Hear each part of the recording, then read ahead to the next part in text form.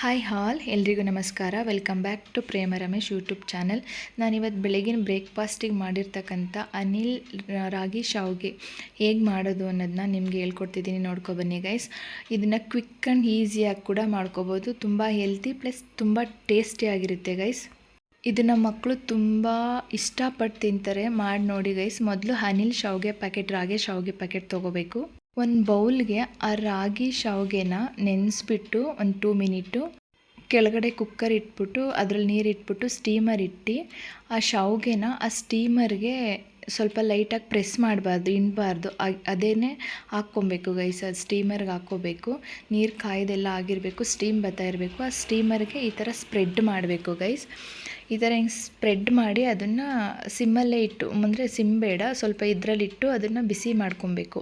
ಆ ಸ್ಟೀಮಿಗೆ ಅದು 2 ನಿಮಿಷ ಸ್ಟೀಮ್ ಮಾಡ್ಕೊಬೇಕು. ಆ ಸ್ಟೀಮ್ ಆಗ್ತಿರುತ್ತೆ. ಒಂದು ಪಾತ್ರೆ ಇಟ್ಟು ಅದಕ್ಕೆ ಒಗ್ಗರಣೆಗೆ ಎಣ್ಣೆ ಹಾಕಿ ಸಾಸಿವೆ, ಜೀರಿಗೆ, ಕಡಲೆಬೇಳೆ, ಉದ್ದಿನಬೇಳೆ ಇಷ್ಟೆಲ್ಲ ಹಾಕ್ಕೊತ ಅದನ್ನು ಚೆನ್ನಾಗಿ ರೋಸ್ಟ್ ಮಾಡ್ಕೊಬೇಕು ಗೈಸ್.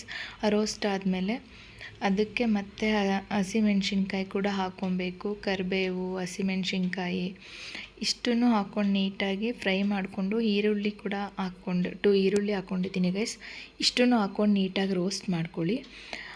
ನೀಟಾಗಿ ರೋಸ್ಟ್ ಎಲ್ಲ ಆಗಬೇಕದು. ರೋಸ್ಟ್ ಆದಮೇಲೆ ಒಂದು ಕ್ಯಾರೆಟ್ ಕೂಡ ತುರಿದ್ಬಿಟ್ಟು ಹಾಕ್ಕೊಂಡಿದ್ದೀನಿ ಗೈಸ್. ನೀರು ಕುದಿಯೋಕೆ ಇಟ್ಟಿದ್ನಲ್ಲ, ಅದ್ರ ಕೆಳಗಡೆ ಸ್ವೀಟ್ ಕಾರ್ನ್ ಹಾಕಿದ್ದೆ. ಅದು ಕೂಡ ಬಾಯ್ಲ್ ಆಗಿತ್ತು. ಇಷ್ಟು ಇಂಗ್ರೀಡಿಯೆಂಟ್ಸು ರೋಸ್ಟ್ ಆಗ್ತಿರುತ್ತೆ. ಆವಾಗ ನಾವು ಅದು ಸ್ಟೀಮ್ ಮಾಡಿದ್ದೆವು ನೋಡಿ, ಆ ಸ್ಟೀಮರಿಂದ ಅದನ್ನು ಸ್ವಲ್ಪ ತೆಗಿಬೇಕು. 2 ಮಿನಿಟ್ ಮಾತ್ರ ಅದನ್ನು ಸ್ಟೀಮ್ ಮಾಡ್ಕೊಳ್ಳಿ. ಅದನ್ನೊಂದು ಪ್ಲೇಟಿಗೆ ಹಾಕಿ ನೀಟಾಗಿ ಹರಡಿ ಗೈಸ್. ಅದು ನೀಟಾಗಿ ಹಾರಬೇಕು, ಇಲ್ಲಾಂದರೆ ಮೆತ್ತಗೆ ಆಗಿಬಿಡುತ್ತೆ. ಅದನ್ನ ನೀಟಾಗಿ ಹರಡಿ ಗೈಸ್. ಅದು ಹರಡಿದ್ಮೇಲೆ ನಾವಿಲ್ಲಿ ಒಗ್ಗರಣೆಗೆ ಹಾಕ್ಕೊಂಡಿರ್ತೀವಿ ನೋಡಿ, ಅದಕ್ಕೆಲ್ಲನೂ ಅದು ಕೂಡ ಹಾಕಿ, ಶಾವಿಗೆ ಕೂಡ ರಾಗಿ ಶಾವಿಗೆ ಹಾಕಿ ನೀಟಾಗಿ ಚೆನ್ನಾಗಿ ಮಿಕ್ಸ್ ಮಾಡ್ಕೊಳ್ಳಿ ಗೈಸ್. ಉಪ್ಪು ಎಲ್ಲ ಹಾಕಿ ಮಿಕ್ಸ್ ಮಾಡಿದೆ. ಆ್ಯಕ್ಚುಲಿ ಆ ಉಪ್ಪು ಹಾಕಿರೋ ವಿಡಿಯೋ ಎಲ್ಲೋ ಸ್ಕಿಪ್ ಆಗಿದೆ, ಸಾರಿ. ನೀವೆಲ್ಲ ಟೇಸ್ಟ್ ನೋಡಿಕೊಂಡು ಉಪ್ಪು ಖಾರ ಎಲ್ಲ ಟೇಸ್ಟ್ ನೋಡಿಬಿಟ್ಟು ಇದು ಕಾಯಿ ಮತ್ತು ಲಾಸ್ಟಲ್ಲಿ ತೆಂಗಿನಕಾಯಿ ತುರಿ ಮತ್ತು ಕೊತ್ತಂಬರಿ, ಸಣ್ಣಗೆ ಕಟ್ ಮಾಡ್ಕೊಂಡಿರೋ ಕೊತ್ತಂಬರಿ ಇಷ್ಟನ್ನೆಲ್ಲ ಹಾಕಿ ನೀಟಾಗಿ ಮಿಕ್ಸ್ ಮಾಡ್ಕೊಳ್ಳಿ ಗೈಸ್.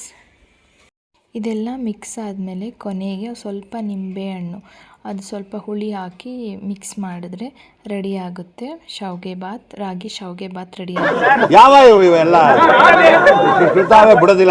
ನೀವು ಆರಾಮಾಗಿ ಸರ್ವ್ ಮಾಡ್ಕೋಬೋದು ಗೈಸ್.